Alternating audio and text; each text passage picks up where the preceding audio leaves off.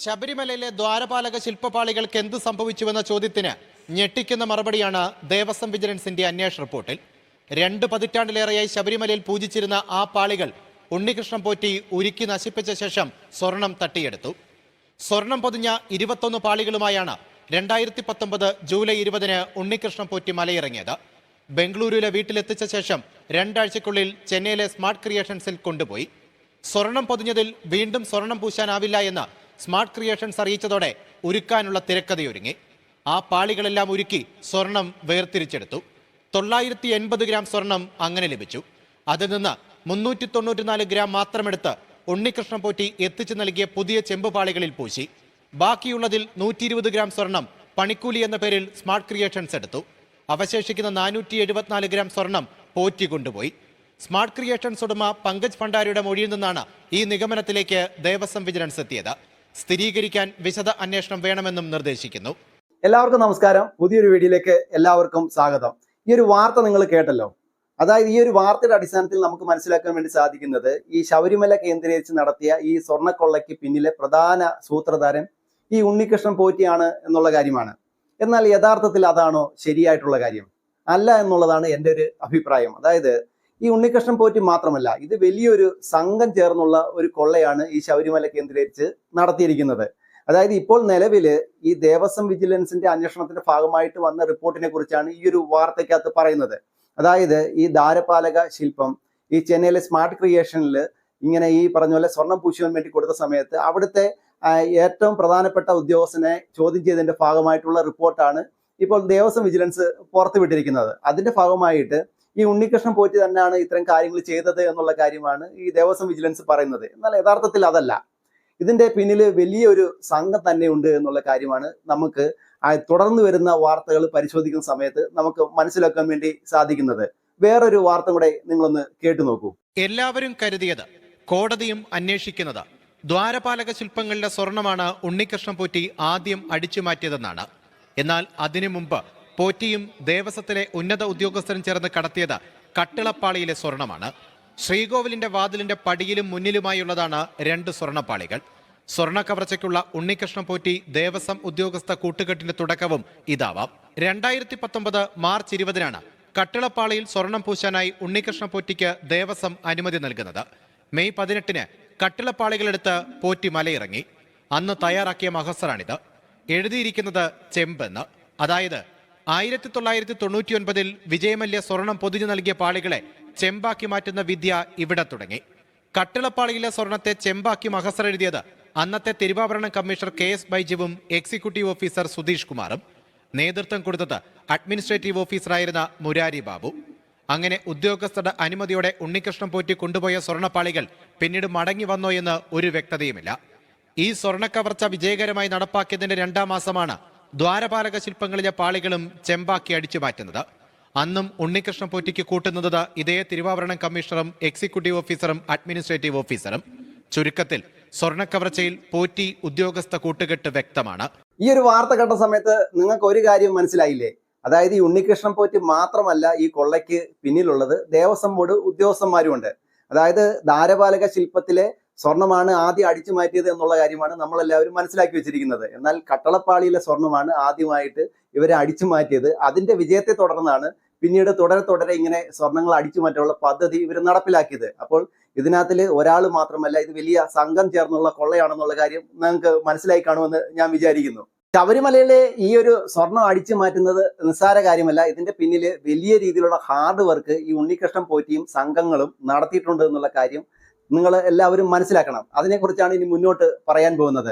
ഇതിന്റെ പിന്നിൽ വലിയൊരു പ്ലാൻ ഉണ്ട്. അതിന്റെ പ്ലാൻ നമുക്ക് ആ 2-ാമത്തെ വാർത്ത കേൾക്കുന്ന സമയത്ത് മനസ്സിലാക്കാൻ വേണ്ടി സാധിക്കും. അതായത് 1999 കാലഘട്ടത്തിൽ വിജയമല്യ ഏകദേശം 30 കിലോയിൽ പുറത്ത് സ്വർണം നൽകുകയും ഈ സ്വർണം ഇതിനകത്ത് പൂശുകയല്ല ചെയ്തത്, ഇതിനകത്ത് കവർ ചെയ്യുകയാണ് ചെയ്തത്. ഗ്ലാഡിങ് ചെയ്യുക എന്ന് പറയും. അങ്ങനെ ഗ്ലാഡിങ് ചെയ്തതാണ് ചെയ്തത്.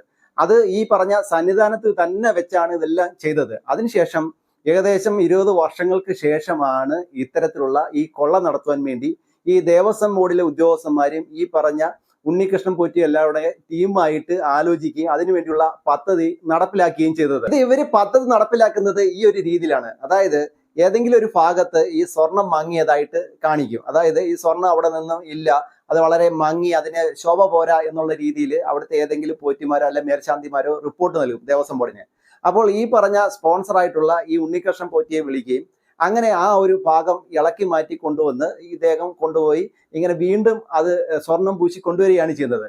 അപ്പോൾ ഇവിടുന്ന് ഈ സ്വർണ്ണ പാളികൾ ഇളക്കുന്ന സമയത്ത് നമ്മൾ നേരത്തെ പറഞ്ഞല്ലോ, കട്ടളപ്പാളിയാണ് ആദ്യം ഇളക്കിയത്. അപ്പൊ ഇളക്കുന്ന സമയത്ത് ഈ ദേവസ്വം ബോർഡിലെ ഉദ്യോഗസ്ഥന്മാരെല്ലാം കൂടെ ചേർന്നിട്ട് ഒരു പ്രത്യേകമായിട്ടൊരു ഉത്തരവിറക്കും. എന്താണ്? ഈ ഇളക്കിക്കൊണ്ട് പോകുന്നത് ചെമ്പ് പാളിയാണ്, ഈ ചെമ്പ് പാളിയിൽ സ്വർണം പൂശുവാൻ വേണ്ടിയാണ് കൊണ്ടുപോകുന്നത്, ഇന്ന ആളുടെ കയ്യിൽ കൊടുത്തു വിടുന്നു എന്നുള്ള രീതിയിലുള്ള ഒരു ഉത്തരവിറക്കും. ആ ഉത്തരവാണ് നമ്മൾ ആ ഒരു വാർത്തയിൽ കണ്ടത്. അതായത് സാധാരണയായിട്ട് ഈ സ്വർണം പൂശുകയാണെങ്കിൽ വളരെ ടിന്നായിട്ട് വളരെ നേർത്ത രീതിയിലാണ് സ്വർണം പൂശുന്നത്. അത് കുറെ കാലപ്പഴക്കം ചെല്ലുന്ന സമയത്ത് അതിങ്ങനെ കുറേശ്ശെ ഇളകി അവിടെ ഈ ചെമ്പ് പാളി തെളിഞ്ഞു വരും. അതായത് ചെമ്പിന്റെ പുറത്താണ് ഈ സ്വർണം പൂശുന്നത്.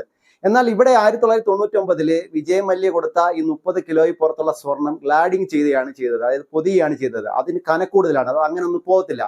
അപ്പോൾ ഈ സ്വർണം പൂശിയ ഈ സ്വർണം എല്ലാം പോയി എന്ന രീതിയിൽ ചെമ്പ് തെളിഞ്ഞത് കൊണ്ടാണ് ഇവരെ ചെമ്പ് പാളികളാണ് കൊടുത്തു വിടുന്നത്, ഇതിനകത്ത് സ്വർണ്ണമില്ല എന്ന രീതിയിലുള്ള റിപ്പോർട്ട് എഴുതുകയും കൊടുത്തു വിടുകയും ചെയ്യുന്നത്. പിന്നീട് ഈ ഉണ്ണികൃഷ്ണൻ പോറ്റി എന്താണ് ചെയ്യുന്നത്? ഈ സാധനം കൊണ്ട് നേരെ ബാംഗ്ലൂരിലേക്കാണ് പോയത്. അവിടെ ചെന്നതിന് ശേഷം ഇദ്ദേഹം അത് ഉരുക്കുകയാണ് ചെയ്യുന്നത്. അതായത് ഇതിനെ എന്തെങ്കിലും കെമിക്കലൊക്കെ ചേർത്ത് ഇതിനെ ഉരുക്കി ഇതിനകത്തിലെ സ്വർണം വേർതിരിക്കും. അതിനൊരു പ്രത്യേക കാരണമുണ്ട്. അതായത് ഈ പറഞ്ഞ സ്മാർട്ട് ക്രിയേഷൻ എന്ന് പറയുന്ന ഈ ചെന്നൈയിലെ സ്ഥാപനമാണ് ഇത് ഇങ്ങനെ ഗ്ലാഡിങ് ചെയ്യുകയും ഇങ്ങനെ സ്വർണം പൂശുകയൊക്കെ ചെയ്യുന്ന സ്ഥാപനം. അവിടെയാണ് സ്ഥിരമായിട്ട് കൊടുക്കുന്നത്. എന്നാൽ ഇത് ദേവസ്വത്തിലെ നിയമം അനുസരിച്ച് ഇത് ഈ സന്നിധാനത്ത് തന്നെ വെച്ച് ചെയ്യണം എന്നാണ്. പിന്നീട് ഇവരുടെയൊക്കെ സൗകര്യാർത്ഥം ഇത്തരത്തിൽ നിയമങ്ങളൊക്കെ പുതുക്കിയിട്ടാണ് ഇത്തരത്തിൽ ഇദ്ദേഹത്തിന്റെ കയ്യിൽ കൊടുത്തു വിടുന്നത്. അപ്പോൾ അവിടെ വെച്ച് ഈ സ്വർണം ഈ പറഞ്ഞ ചെമ്പിനകത്തൊന്ന് വേർതിരിച്ചെടുത്തതിന് ശേഷമാണ് ഈ ചെമ്പ് വാളി കൊണ്ടുവന്നാണ് വീണ്ടും ഇത് ഗോൾഡ് പ്ലേറ്റിംഗ് ചെയ്യാൻ വേണ്ടി അല്ലെങ്കിൽ ഇതുപോലെ സ്വർണം പൂശുവാൻ വേണ്ടി ഈ പറഞ്ഞ സ്മാർട്ട് ക്രിയേഷൻ എന്ന് പറയുന്ന ചെന്നൈയിലെ സ്ഥാപനത്തിൽ കൊടുക്കുന്നത്. അവരൊരു കാരണവശാലും ഈ ഒരു പ്രാവശ്യം പൂശിയ സാധനത്തിനകത്ത് പൂശത്തില്ല. അപ്പോൾ ഇതിനകത്തിൽ രണ്ട് രീതിയിലുള്ള തിരിമറി നടന്നിട്ടുണ്ട്. അതായത് ഈ ഉണ്ണികൃഷ്ണൻ പോറ്റി എന്താണ് ചെയ്യുന്നത്? ഇതും കൊണ്ട് പോകുന്ന സമയം ഏകദേശം ഈ പറഞ്ഞ ഈ ദ്വാരപാലക ശില്പം കൊണ്ടുപോയ സമയത്ത് ഇദ്ദേഹം ഏകദേശം 40 ദിവസം താമസിച്ചാണ് ഈ പറഞ്ഞ സ്മാർട്ട് ക്രിയേഷൻ എന്ന് പറയുന്ന സ്ഥാപനത്തിൽ ഈ സ്വർണം പൂശുവാൻ വേണ്ടി കൊണ്ടു കൊടുക്കുന്നത്. അതും ചെമ്പുപാളി എന്ന രീതിയിലാണ് കൊണ്ടുവന്നത്. അപ്പോൾ ഇദ്ദേഹം ഇതിന്റെ ഇടയ്ക്ക് എന്താണ് ചെയ്തത്? വലിയൊരു ബിസിനസ് നടത്തി. അതായത് ഇത് ശബരിമലയിൽ വർഷങ്ങൾ ഏകദേശം 20 കൊല്ലം ഇരുന്ന സാധനമാണല്ലോ. ഭക്തജനങ്ങളെ സംബന്ധിച്ച് വലിയ ഭക്തിപൂർവമായിട്ട് കാണുന്ന സാധനമാണ്.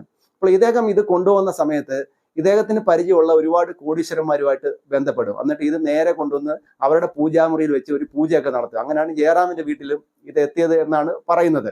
അപ്പോൾ അവിടെ വെച്ച് പൂജ ചെയ്യുന്നതിന് ഒരു പ്രത്യേകമായിട്ടുള്ള പണം ഇദ്ദേഹം വാങ്ങും. അപ്പോൾ ആ ഒരു വഴി ഒരു വലിയ വരുമാനം ഇദ്ദേഹം ഉണ്ടാക്കും. അതിനുശേഷം ഈ സ്വർണം ഉരുക്കിയെടുത്തിട്ട് അതിൽ നിന്നും മറിക്കുന്ന ഒരു വിഹിതവും ഇദ്ദേഹം എടുക്കും. ദ്വാരപാലക ശില്പം കൊണ്ടുപോകുന്നതിന് മുൻപാണ് ഈ കട്ടളപ്പാളി കൊണ്ടുപോയത്. അപ്പോൾ അതിനകത്ത് എത്ര കിലോ സ്വർണമാണ് ഗ്ലാഡിങ് ചെയ്തിരിക്കുന്നത് അല്ലെങ്കിൽ ഇങ്ങനെ പൊതിഞ്ഞിരിക്കുന്നത് എന്നുള്ളതിനെ കുറിച്ച് കൃത്യമായിട്ട് കണക്കില്ല. അപ്പോൾ ഇതൊക്കെയും ഇങ്ങനെ തേഞ്ഞു പോയി, വർഷങ്ങൾ ഇരുന്ന് ഇതിങ്ങനെ പ്ലേറ്റ് ചെയ്തത് തേഞ്ഞു പോയിട്ടും സ്വർണ്ണം എല്ലാം പോയി ഈ ചെമ്പ് തെളിഞ്ഞു എന്നുള്ള രീതിയിലുള്ള റിപ്പോർട്ട് ഉണ്ടായതുകൊണ്ട് ഇതിന്റെ കിലോ ഒന്നും ആരും അന്വേഷിക്കത്തില്ല. അപ്പോൾ ഇതിന്റെ ഇടയ്ക്ക് ഈ ഉണ്ണികൃഷ്ണൻ പോറ്റി എന്താണ് ചെയ്യുന്നത്? ഇതിനകത്ത് സ്വർണം പൂശുവാൻ വേണ്ടി പ്രത്യേകമായിട്ടുള്ള സ്പോൺസർമാരെ കണ്ടെത്തുകയും വലിയ പണക്കാരിൽ നിന്നും സ്വർണ്ണ ബിസ്ക്കറ്റുകളും സ്വർണ്ണ നാണയങ്ങളൊക്കെ ഇതിനകത്ത് പൂശുവാൻ വേണ്ടി വാങ്ങിക്കുകയും ചെയ്യും. അപ്പോൾ ആ വിധത്തിലും സ്വർണം ഇദ്ദേഹം സംഘടിപ്പിക്കും. എന്നിട്ട് എന്താണ് ഇദ്ദേഹം ചെയ്യുന്നത്? ഈ സ്വർണ്ണപ്പാളി അതായത് ഈ കട്ടളപ്പാളി ഇദ്ദേഹം കൊണ്ടുപോയി ഇങ്ങനെ പൂശി കൊണ്ടു കൊടുത്തു. എന്നാൽ ഈ കൊണ്ടുവന്ന സമയത്ത് ഇതിനകത്ത് ഗ്ലാഡ് ചെയ്തിരിക്കുന്ന ഈ സ്വർണം ഇളക്കിയെടുക്കും. അപ്പോൾ അതിന്റെ തൂക്കം എത്ര ആണെന്നുള്ള കാര്യം ദേവസ്വം ബോർഡിലെ ഒരു ഉദ്യോഗസ്ഥന്മാർക്കും അറിയത്തില്ല. അപ്പോൾ അവിടെ വെച്ച് ഈ സ്മാർട്ട് ക്രിയേഷനുമായിട്ട് ചേർന്ന് ഇത് ഇളക്കിയെടുത്തതിന് ശേഷം അതിനകത്തെ ഒരു അംശം എടുത്തിട്ടാണ് ഇദ്ദേഹം ഇത് സ്വർണം പൂശുന്നത്. പിന്നീട് പൂശിയാണ് ചെയ്യുന്നത്, ഗ്ലാഡിങ് ചെയ്യത്തില്ല. അങ്ങനെയാണ് ഈ പറഞ്ഞ കട്ടളപ്പാളി തിരിച്ചുകൊണ്ട് വെക്കുന്നത്. അത് വിജയകരമായിട്ട് പൂർത്തീകരിച്ചു. അതിനകത്ത് വൻപൻ ലാഭം ഉണ്ടായി. അത് ഈ ഉണ്ണികൃഷ്ണൻ പോറ്റിയും ഈ ദേവസ്വം ബോർഡിലെ അംഗങ്ങളും അതോടൊപ്പം തന്നെ ഈ സ്മാർട്ട് ക്രിയേഷനിലെ ജീവനക്കാരും അതിനകത്ത് പ്രധാനപ്പെട്ട ആളുകളൊക്കെ വീതിച്ചെടുത്തു. അത് വിജയമായതോടുകൂടിയാണ് പിന്നീട് ഈ ദ്വാരപാലക ശില്പം അഴിക്കുകയും ഇതുപോലെ കൊണ്ടുപോവുകയും ചെയ്യുന്നത്. ഈ ദ്വാരപാലക ശില്പത്തിലെ ഭാഗങ്ങൾ ഇദ്ദേഹം നേരെ ബാംഗ്ലൂർ കൊണ്ടുപോയി. അപ്പോൾ 40 ദിവസത്തിന് ശേഷമാണ് ഈ സ്മാർട്ട് ക്രിയേഷനിൽ ഇത് ഗോൾഡ് പ്ലേറ്റിംഗ് ചെയ്യാൻ വേണ്ടി കൊടുക്കുന്നത്, അതായത് ഈ സ്വർണം പൂശുവാൻ വേണ്ടി കൊടുക്കുന്നത്. അപ്പൊ ഈ 40 ദിവസം ഇദ്ദേഹം കൊണ്ടുപോയ സമയത്ത് പല ആളുകളുടെയും വീട്ടിൽ വെച്ചു എന്നുള്ള റിപ്പോർട്ടാണ് പുറത്തു വരുന്നത്.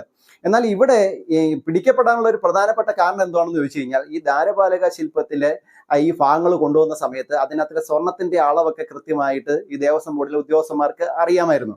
അപ്പോൾ ഇദ്ദേഹം ഇത് നേരെ ബാംഗ്ലൂർ കൊണ്ടുപോയി. അവിടെ ചെന്നതിന് ശേഷം ഏകദേശം 40 ദിവസത്തോളം എടുത്തു ഇത് സ്മാർട്ട് ക്രിയേഷനിൽ ചെല്ലാൻ. അപ്പോൾ ഈ സ്മാർട്ട് ക്രിയേഷനിലെ ഈ MD പറയുന്ന ഒരു കാര്യം എന്ന് പറഞ്ഞാൽ, അവർക്ക് ഇത് സ്വർണം പൂശാൻ കിട്ടുന്ന സമയത്ത് അതായത് പുതിയ ചെമ്പായിരുന്നു എന്നാണ് പറയുന്നത്. അതായത് പഴയ ചെമ്പല്ല, പുതിയ ചെമ്പായിരുന്നു എന്നാണ് പറയുന്നത്. അപ്പോൾ എന്താണ് ഈ ഉണ്ണികൃഷ്ണൻ പോറ്റി ചെയ്തത്? ബാംഗ്ലൂരിൽ എത്തിച്ച് ഇതേ മാതൃകയിൽ ഇദ്ദേഹം ചെമ്പ് പാളികൾ എവിടെയോ വെച്ച് നിർമ്മിച്ചു. അതിനുശേഷമാണ് ഈ ഒറിജിനൽ പാളികൾ, അതായത് ദ്വാരപാലക ശില്പത്തിലെ ഈ ഭാഗങ്ങൾ, ഒറിജിനൽ ആയിട്ടുള്ള സാധനങ്ങൾ അദ്ദേഹം ഒന്നുകിൽ അത് അതിനകത്ത് സ്വർണ്ണം ഉരുക്കി മാറ്റി, അല്ലെങ്കിൽ ആ സാധനം കൂടോടെ ഏതെങ്കിലും പണക്കാർക്ക് അവരുടെ പൂജാമുറിയിൽ വെക്കുവാൻ വേണ്ടി കോടിക്കണക്കിന് രൂപയ്ക്ക് വിറ്റു എന്ന് വേണം കരുതാൻ. അപ്പൊ ആ രീതിയിൽ ഇദ്ദേഹം ലാഭം ഉണ്ടാക്കി. ഇതിന്റെയൊക്കെ വിഹിതങ്ങൾ ആർക്കൊക്കെയാണ് ചെല്ലുന്നത് എന്നുള്ള കാര്യമൊന്നും നമുക്കറിയത്തില്ല. അപ്പോൾ പുതിയ ഈ ചെമ്പുപാളി ഉണ്ടാക്കിയാണ് ഈ സ്മാർട്ട് ക്രിയേഷനിൽ എത്തിക്കുകയും പിന്നീട് സ്വർണം പൂശിയൊക്കെ ചെയ്തത്. അതിനുശേഷമാണ് ഇത് ശബരിമലയിൽ എത്തിച്ചത്. അങ്ങനെ ശബരിമലയിൽ കൊണ്ടുപോകുന്ന ആ ഒരു വഴിക്ക് ജയറാമിന്റെ വീട്ടിലും ചെറിയ രീതിയിലൊന്ന് ഇറക്കി ഒരു പൂജ നടത്തിയെന്നാണ് ജയറാമും പറയുന്നത്. ഇത്രയും കാര്യങ്ങൾ മനസ്സിലാക്കിയ സമയത്ത് നിങ്ങൾക്ക് ഒരു കാര്യം മനസ്സിലായില്ലേ? വളരെ നൈസായിട്ടല്ല ഇത് അടിച്ചു മാറ്റിയത്. ഇതിന്റെ പിന്നിൽ വലിയൊരു പ്ലാൻ ഉണ്ടായിരുന്നു. ഇതിന്റെ പിന്നിൽ വലിയൊരു പദ്ധതി നടപ്പിലാക്കി തന്നെയാണ് ഇത്തരത്തിലുള്ള ഒരു കാര്യം ചെയ്തത് എന്നുള്ള കാര്യം. എല്ലാം ഈ പറഞ്ഞ പോലെ അയ്യപ്പന്റെ സ്വത്താണ്. ഇത് നോക്കാനും അത് കാവലായിട്ട് നിൽക്കേണ്ട ആളുകൾ തന്നെയാണ് ഇത് കട്ടുകൊണ്ട് പോയത് എന്നുള്ള കാര്യം മനസ്സിലാക്കാൻ വേണ്ടി എല്ലാവർക്കും സാധിച്ചില്ലേ? അതായത് ദേവസ്വം ബോർഡിലെ ഉദ്യോഗസ്ഥന്മാർക്കും അതോടൊപ്പം തന്നെ ഈ ഉണ്ണികൃഷ്ണൻ പോറ്റിക്കും ഒക്കെ കൃത്യമായിട്ടുള്ള പങ്കുണ്ട്. എനിക്ക് തോന്നി ഈ ഉണ്ണികൃഷ്ണൻ പോറ്റി ഒരു ബിനാമിയാണെന്നാണ് എനിക്ക് തോന്നുന്നത്.